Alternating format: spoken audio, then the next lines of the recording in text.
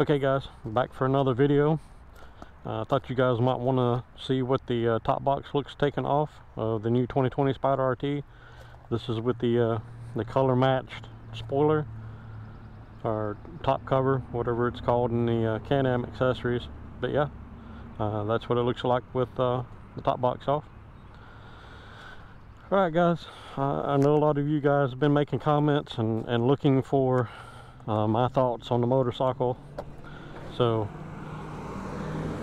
in this video I want to kind of go over what I noticed whenever I took the test drive before I purchased the motorcycle, as well as what my thoughts are now after putting over 1,000 miles on it. So let's get out on this ride and let's talk about it.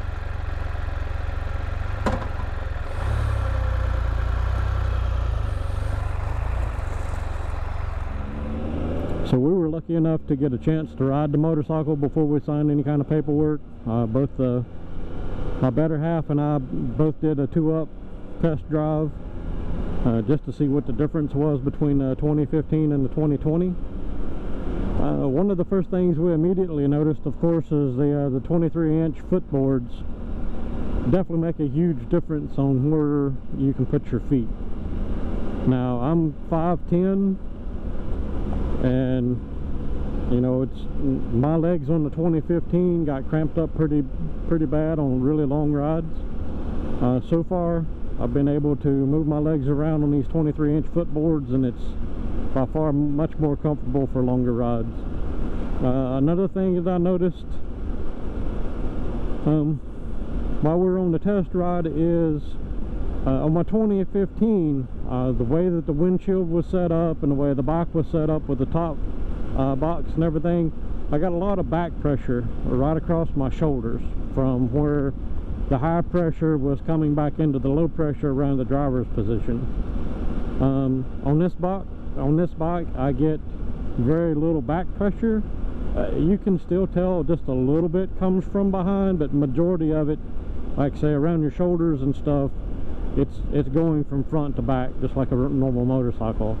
The only place where I can really tell that there's a lot of air coming from the back of the motorcycle is around my legs. Again, I don't know that that's a big deal yet. I haven't, you know, I don't ride in shorts or anything, but it is something that I noticed. Another thing that I noticed is, I know that, you know, reading on Can-Am that they changed the front end geometry for the 2020 RTs. I can tell you that without a Baja Ron sway bar or anything else, the front end feels way more planted. Whenever you're going around turns, say if you're on a bumpy road and you know your A-arms are actuating a lot, there's not a lot of extra turn in or geometry changes in the front end, which makes it a way more stable platform in my opinion than what the older RTs were like.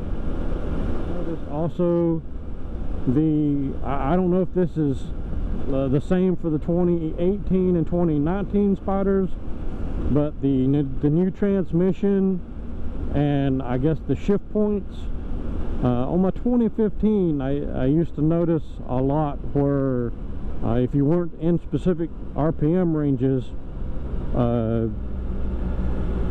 you would have hesitation sometimes going into, you know, gears. With this one, a lot less hesitation, and the transmission, regardless of whether you're decelerating or accelerating, is just it's smooth as glass with maybe one hesitation every 20 shifts. Way better than it used to be. So that's my immediate thoughts. Just wanted to get those out. I thought about making 2 separate videos about my immediate thoughts from the 2015 to the 2020 and then do a review, but I think I'm going to lump this all into one video just so I can get some more content out to you guys. Alright, so now I'm going to go into the review portion of this. First off, I just want to say that to me, this motorcycle is the best mix of the F3 and the RT that Can-Am could have possibly came up with.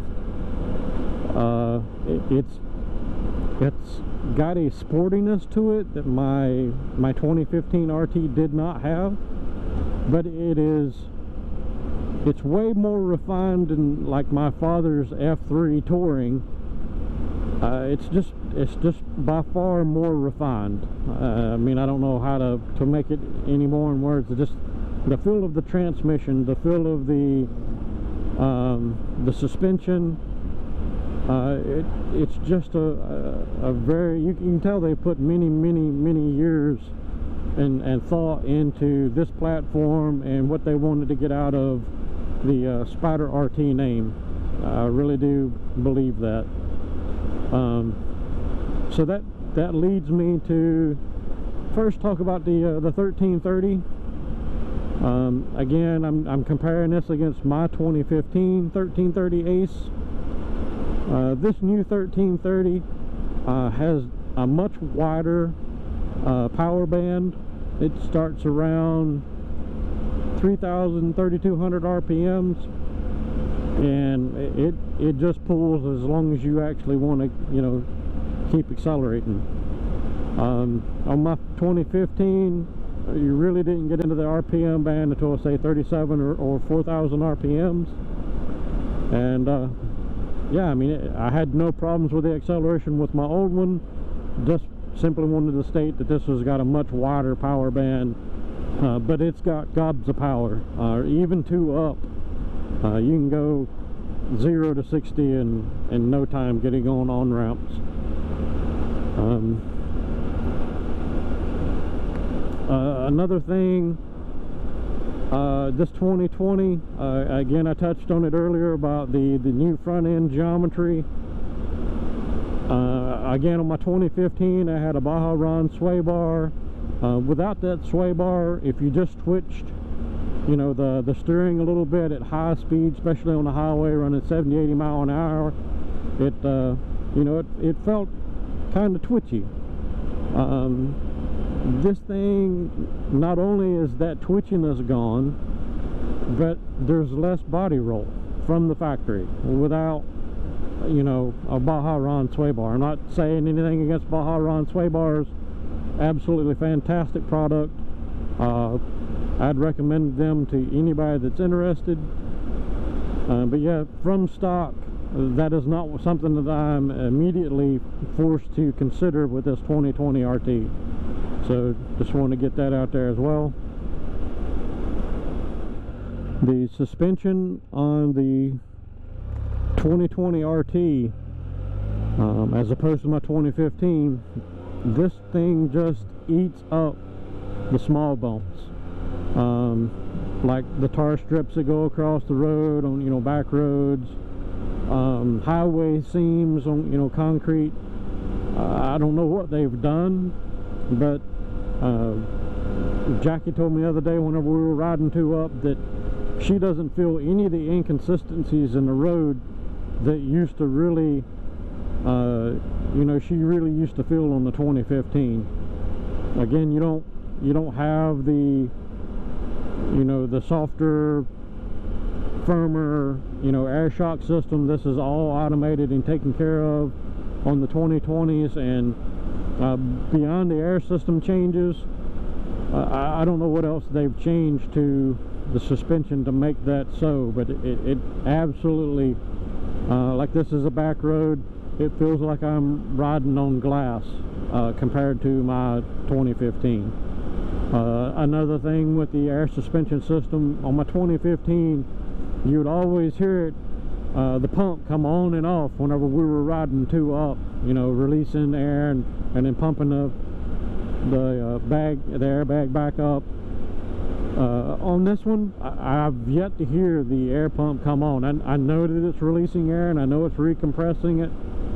I'm not hearing it, so that's a real good addition as well. Again, I stated earlier what I noticed in my initial impressions, the gear changes, the transmission in this thing. I don't know whether it's just, you know, the electronics is controlling the shift points that much better than it used to, or whether they put new technology in the transmissions, but it is absolutely smooth. Used to before, if I wasn't, you know, almost closed throttle, or if I wasn't accelerating, it would get into some kind of funky, you know, gear settings, and I would get, you know, gear chop whenever I'd either downshift or upshift. The computer seems to handle this perfectly without any kind of issues. That makes for a much smoother ride. Alright, the next thing I want to talk about is comfort, right? So, the stock seats. The stock seats on the 2020 RT Limited are heated. That's a great addition in my opinion. I didn't have heated seats on my RTS. I did have the heated grips, which we have the heated grips, both, you know, driver and passenger, on the 2020. I have yet to try the heated seats, but you know, that's a great addition. Another thing about the seats is they're so much more plush than the 2015 Spyder RT seats. I've been on rides that lasted 2 hours so far without any major issues. Like I say, between you know, the suspension soaking up all the bumps and the you know, the seat being more plush, it just makes for a much better ride. Another thing that I've noticed, again, I spoke earlier about the, you know, the back pressure, the way everything's set up, with the way the windshield and stuff is set up.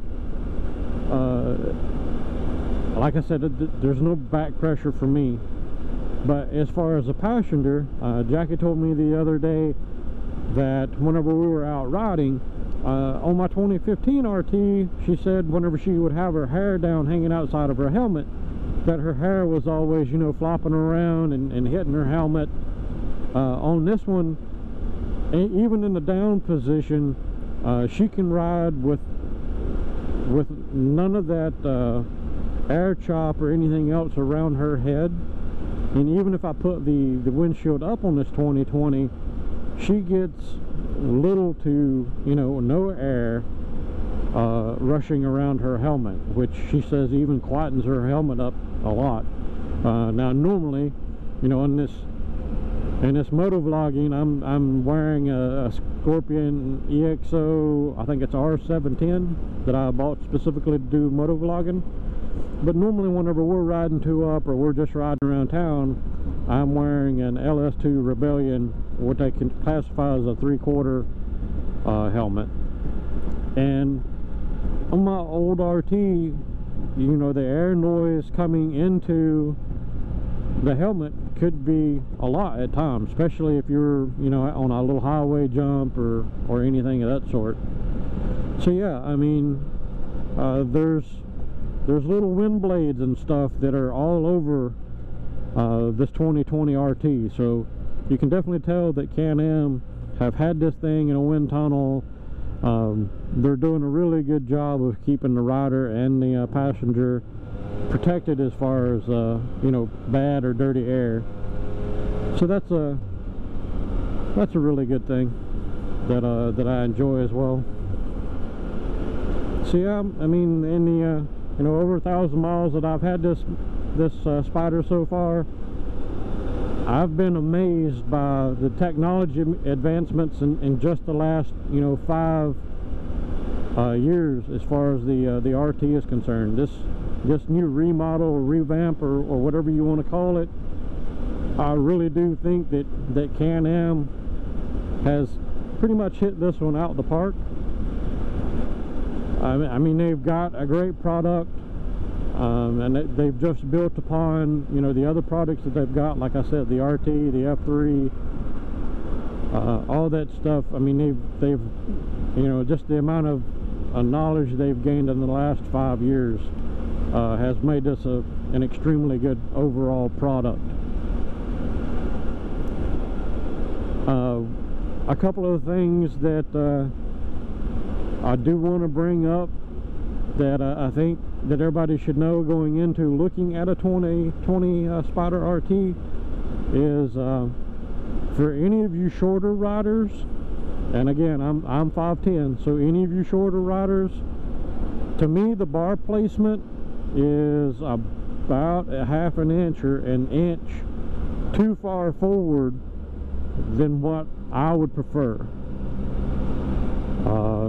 I'd prefer that these bars be a little bit closer to me. Another thing to be mindful of is they've moved the footboard placement, and I would say the the brake placement is probably about 2 inches further forward than what it was in the previous models. So when shorter people get on here, they find it they don't reach the brake pedal or the handlebars nearly as easy as they did with the older model of RTs. So just keep that in mind. Alright guys, and another thing that I wanted to bring up, this is probably one of the largest selling points for me on this motorcycle, is the link system. As you guys seen in the first of the video, I have the top cover, or the spoiler, or whatever Can-Am calls it, on. I ride 2-up maybe 20% of the time. So for me, when around commuting, or if I'm just, you know, bebopping around town and I don't need to carry a bunch of stuff, I like the way that this bike looks without the top box.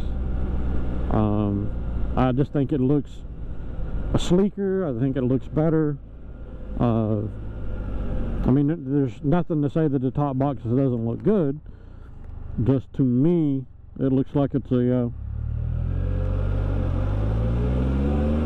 just a better look.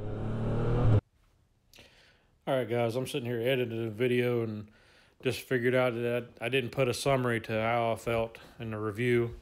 So I just want to try to gather my thoughts here. I just want to say, if you own a Spyder currently and you're looking at a 2020, the 2020s are absolutely fantastic. I'm getting ready to put out another video with the first generation 2020 issues that I have. If you can see past those issues that I capture in that video, you're getting nothing but a huge upgrade, in my opinion, to any of the existing RT line. I have not rode an 18 or a 19, but this thing is, you know, head and shoulders above what I had with my 2015. So to me, this is an amazing motorcycle. I'm not very happy about, you know, the price tag that comes along with it, but it is an amazing machine. BRP, like I said, did exactly what they needed to do in the revamp. I can only expect the newer models beyond the 2020 are going to even get better. So, all right, guys, that's it for this one. If you like what I'm doing here, like and subscribe. If you want to, you can hit that notification bell if you want to see upcoming content. So, but yeah, that's it for this one. Bye.